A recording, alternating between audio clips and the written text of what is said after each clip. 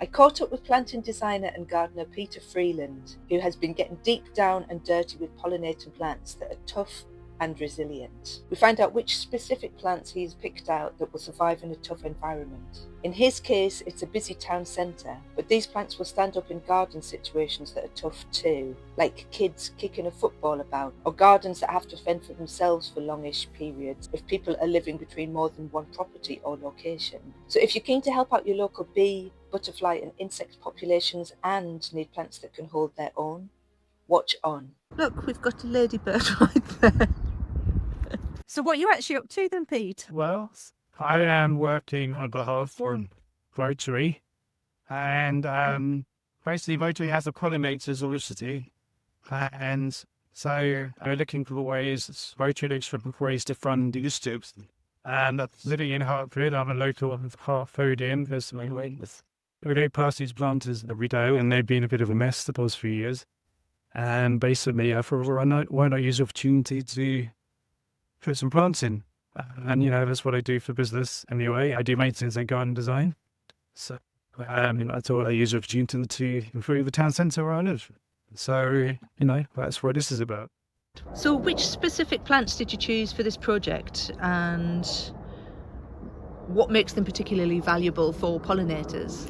Well, I think being in a town centre, you've got a lot of people walking around, and they've got to be resilient plants. They can't just be delicate things like alliums, which are great pollinators, but they're just going to get easily damaged. So I had to think of quite durable plants. Top of the list, I'd say Nepeta is a great long flowering perennial for bees. The bees love Nepeta. It's with purple, lots of flower heads, and it's fragrant. And things like Erysimum, Bell's Mauve is a really good wallflower, which is evergreen. It's a good hardy shrub, and it's lovely flowers. So that's quite effective, and obviously depends on this time of year. In the winter, spring, I put in hellebores, and then things, sarcococca, which is fragrant. In the autumn, things like Japanese anemone is good. So you have to try and think of all the seasons, but the challenge is, the winter, obviously there's less warmth, so there's going to be less flowers. So throughout the winter I have to provide interest, but probably more structurally, so that when the flowers aren't there, at least it still looks good. So I use things like Cornus midwinter fire, which has these bright sort of red-orange stems, and Carex testacea, which is a lovely sort of orangey leaf, and also ferns as well. Just keep it looking good as much of you as possible, really. And this is a really good one, Paravanscianus, I think that's how you say it. It was a really good, effective, quite easy to grow, easy to maintain, but really high impact. Casting my eye over them, they all look quite drought tolerant. So is that a deliberate choice? Yeah, that's really important, because obviously in the town centre, there's not really an abundance of water, apart from when it rains, but there's no outside taps or hoses like you have in a garden. And no guarantee, I guess, that it will rain. Well, no, exactly. So it just has to be quite tough. Even with drought-tolerant plants, you have to water them in for the first year till they get established. But thankfully, there are contractors in the town that are coming to water the plants, and hopefully they do it properly. You can't always guarantee that, because you've just got to know how to water plants properly.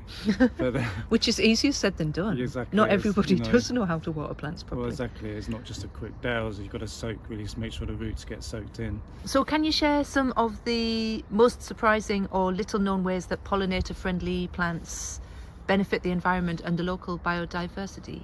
You'd be surprised how many insects are flying around in an urban area. When I even got the plants, before I planted them, there were already insects and bees coming onto them. In Hertford, it just so happens that there's beehives on the rooftops of some of the hotels and the buildings, and so those bees, those insects, will be looking for food supply. Would you say that the plants that you've chosen for the planters in the town might be suitable also for pots in people's gardens? Yeah, absolutely. Yeah, they're tough plants, and also think about the longevity, the flowering season. Some plants, the flowers only last for a short period, but I tried to maximise that just because it's less maintenance work.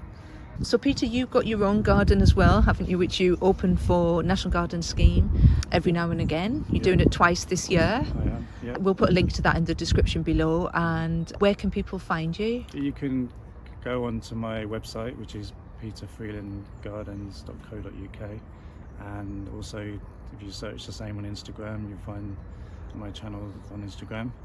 But yeah, I'm open for the NGS at the end of May and the end of August in 2025. If you just type in terrace house garden on the NGS, the National Garden Scheme website, it will have it listed, and I'm looking forward to showing people my garden.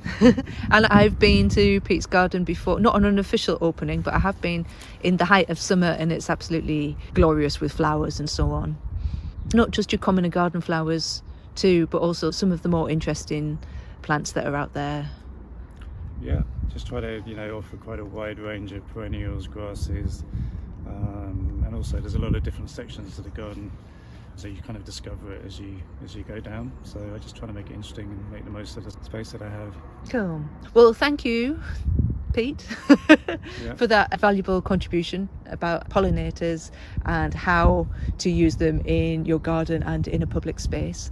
Good luck in your endeavours. Thank you, thanks for having me. I enjoyed it.